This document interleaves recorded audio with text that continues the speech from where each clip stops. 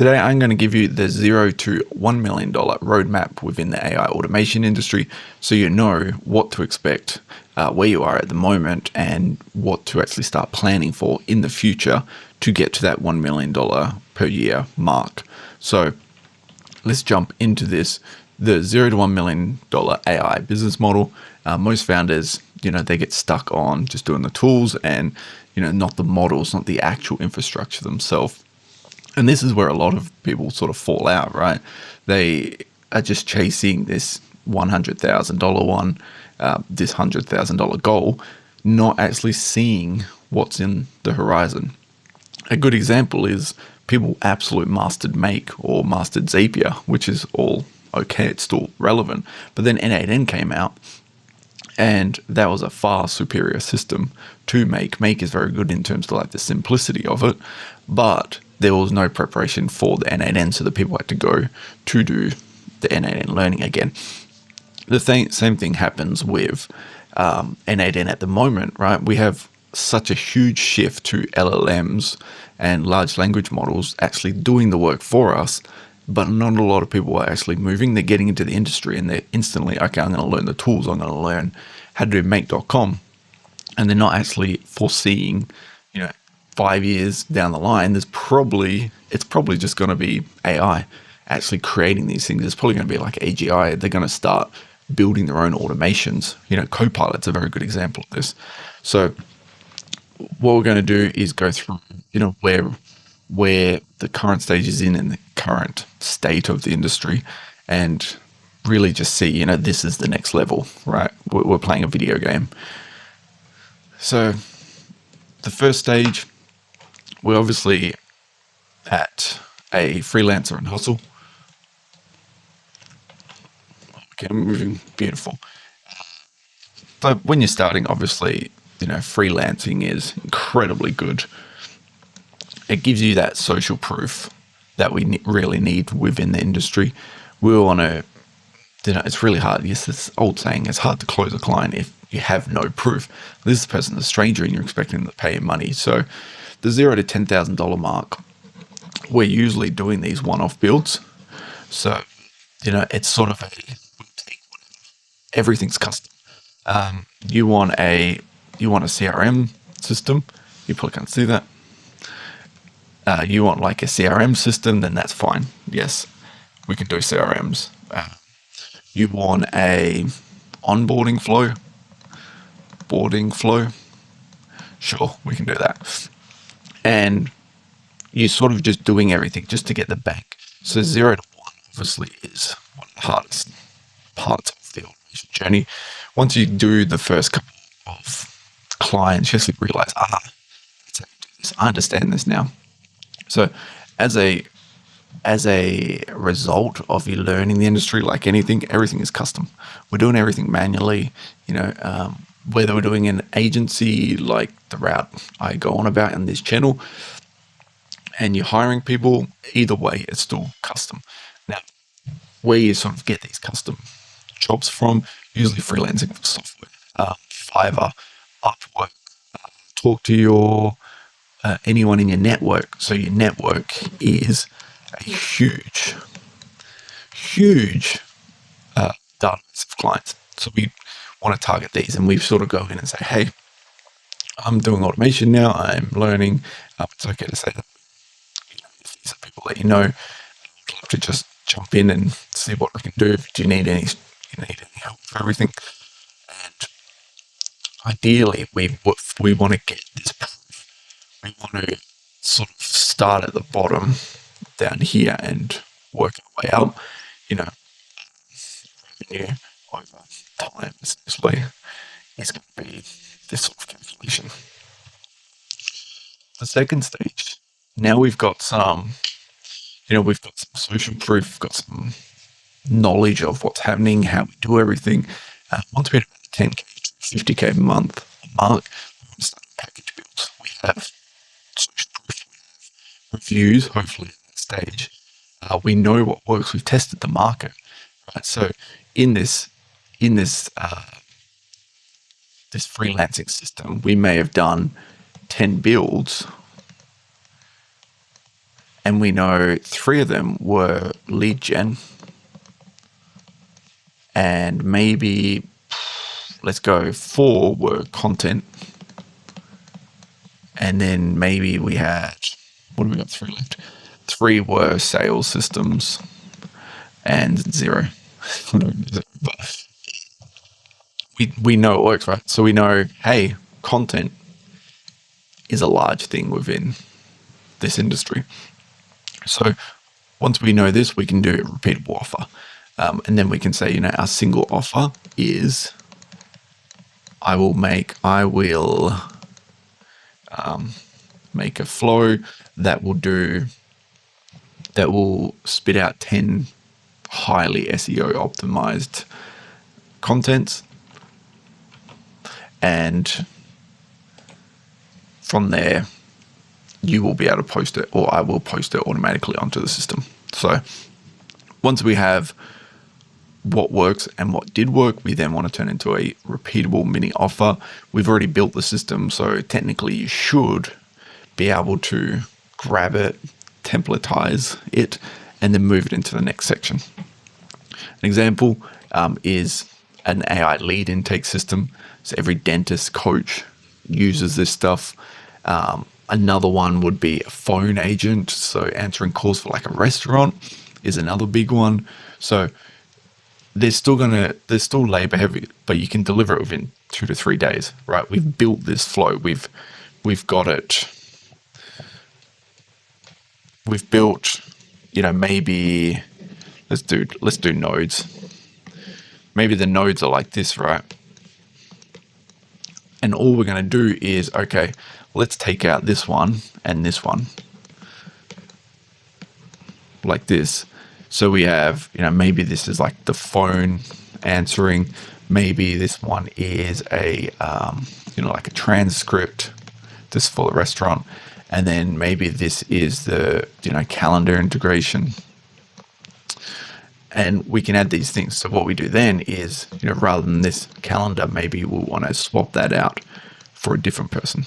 So this is how the first one may have taken 2 to 3 weeks. So this one was 2 to 3 weeks. This one, 2 to 3 days. Because all we're doing is we're swapping out a singular. And this is how we start scaling over this 10 to 50K a month hurdle. So the momentum at this stage, like we've done in our thing right here, we are about this point here. So we want to make sure that we start upping revenue with little amount of time, right? Because from here to here is the sort of long haul that we're at. So once we do that, we're going to be at about 50 to 200K per month mark, where we're really feeling like an agency. We'll have staff, we'll have a delivery team.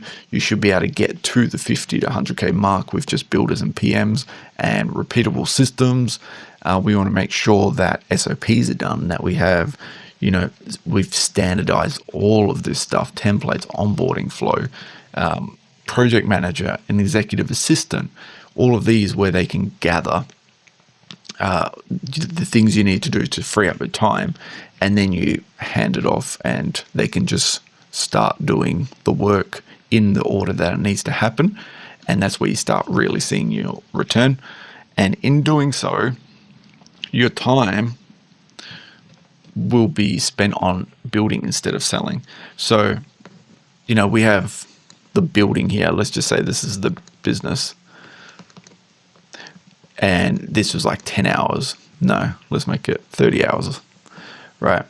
And then maybe this is external, like sales or partnerships or something like that. And at the moment it was 1.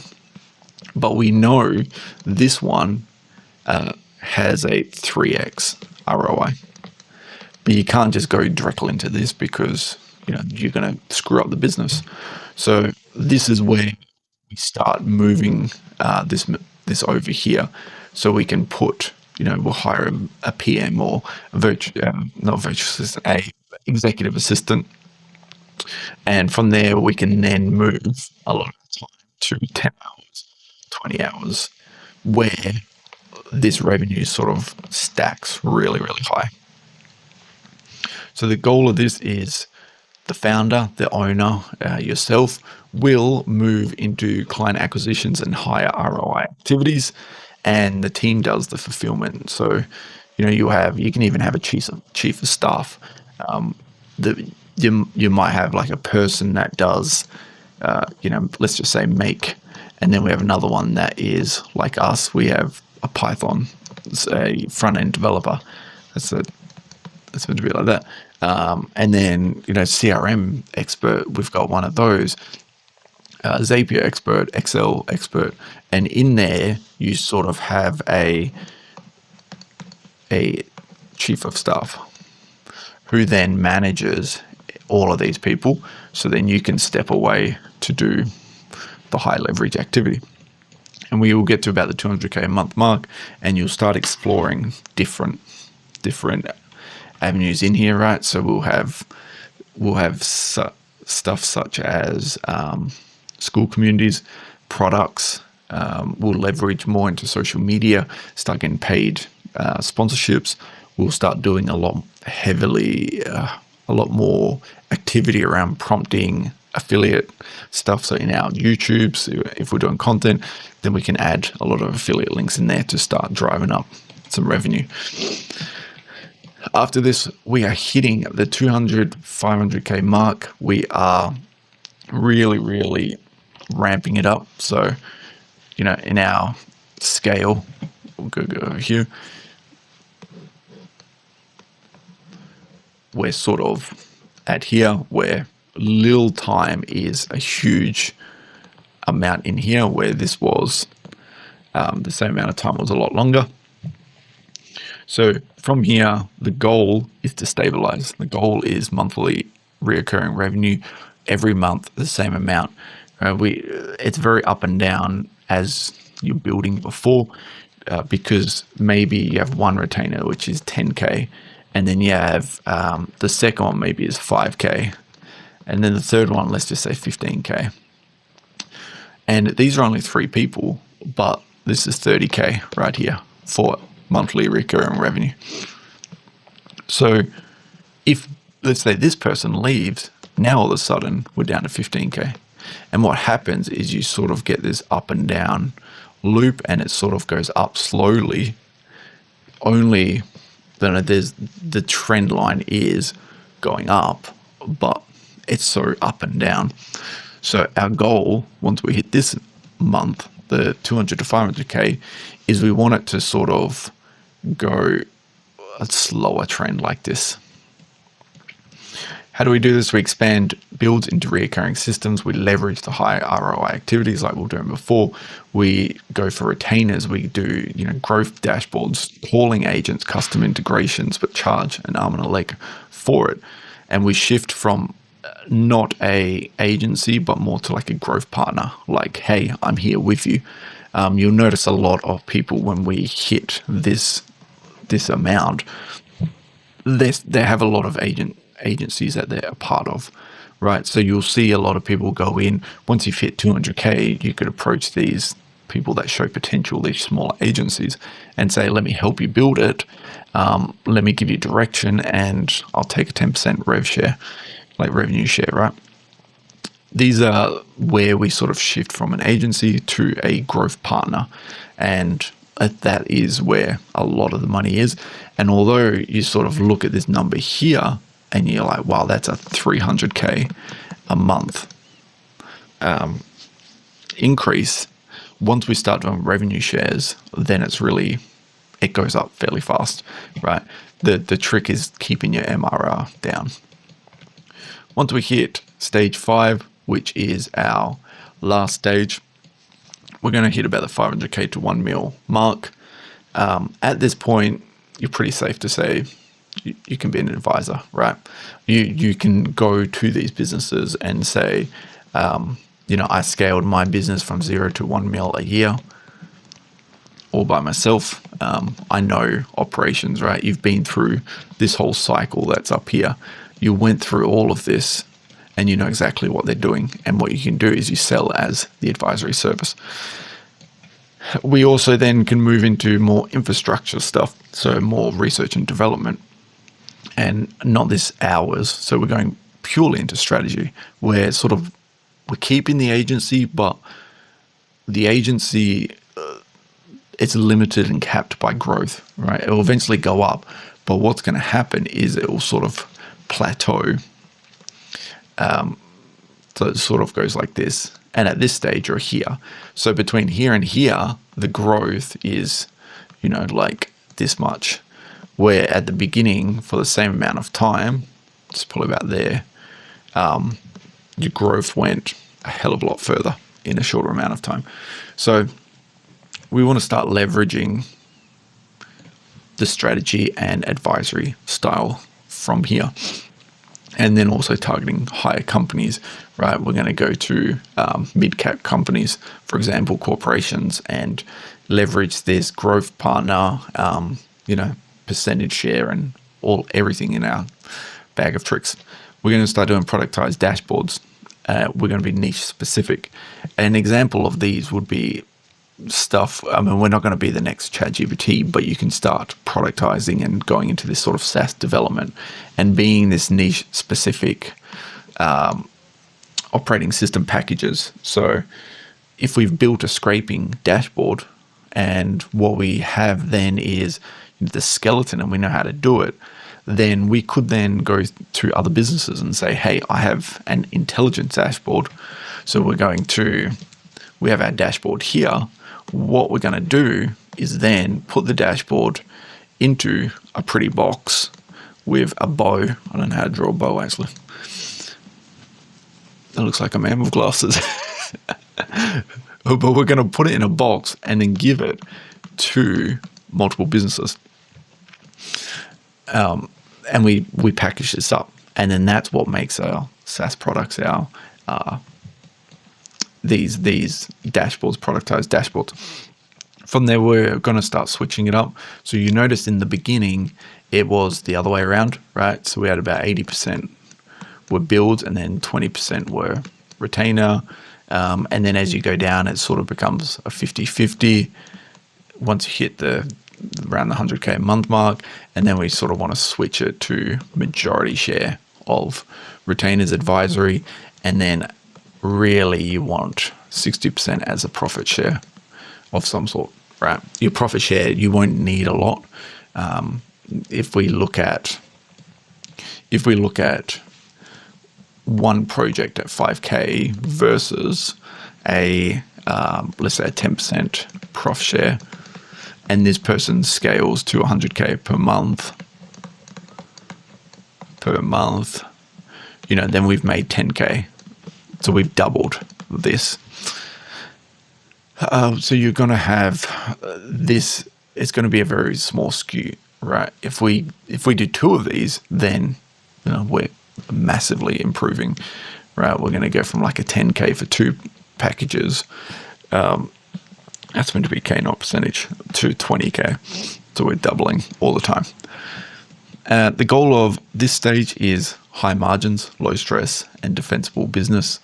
You'll find, at this stage, we've got a lot of people. So we want to make sure we're hitting, 60 to 90% rev share and start leveraging technologies to get that, right? So in the early stage, you're probably going to have probably like a 30 to 60% if you're doing an agency route because you have staff. But, maybe this is 50K per month. And to hit this, we need, 6 people on the books. Now, as we do these sort of rev shares, we don't need people for revenue shares, right? We are the consultants. This is why we're moving into advisory. We could probably get away with 2, maybe 3 staff. If you really look at it, like if you ran a school community and then you did consulting and then you had someone that helped, do the draft or the reports or did this consulting aspect and handled inboxes and questions from social media and stuff, you probably get away with 2 to 3 staff just by yourself. Obviously, if we start doing, personal branding and stuff, we're going to need whole teams. But from 6 staff to 2 to 3, your profit margin is going to be way, way high to the 60 to 90% because you're charging a lot more and there's less overheads with staffing. So there's one of our goals. Increase the margin and lower the stress. Obviously, 2 to 3 staff is a hell of a lot less stressful than 6 staff. So in closing, we sort of want to plan for the future. A lot of people, they enter this space and their path is, I'm going to be a builder to 100K a month. This is their path. And then you say, okay, what's after that? I don't know. And they sort of get locked into that, where they want to do the building and you want to set the milestones, right? You want to make sure that, hey, 2026 agents are probably going to be a big thing next year. If I'm at this stage, this 10 to 15K stage here, and we want to look into a repeatable offer, have we done any sort of agents work? Is this in demand? Okay, yes, it is. Maybe we need to start standardizing and building agent products. And this, maybe we'll go, okay, so maybe to like 10K. Can we get 10K out of the 100K to prep for 2026 equals agents, right? So we need to make sure that we're chasing the actual where we're going. So chasing the business model evolution, and every stage requires you to let go of the last one. So as you can see, we have advisory and leverage in the last part would mean that you'd have to start reducing the amount of retainers and reoccurring systems, because we want to start, like we said here, we want to move from here to here. So we need to be prepared to actually let go of some of the other stuff. So I hope that helps clarify the roadmap. It should be pretty clear going forward, what stage you're at, where you need to be, what you should plan for, and hopefully it gives you an insight on how high you can actually scale into the AI automation space. And you don't even need to do it yourself. You can hire builders. You can do an agency route the exact way I did with my agency. So even if you're a solopreneur, you'll still need to prep for some sort of agency route, an executive assistant to help get to the 100K mark and then start productizing everything going into this advisory role. So I hope that clarifies everything. Any questions, send me a DM with any of the links below or add a comment, and I will see you in the next video.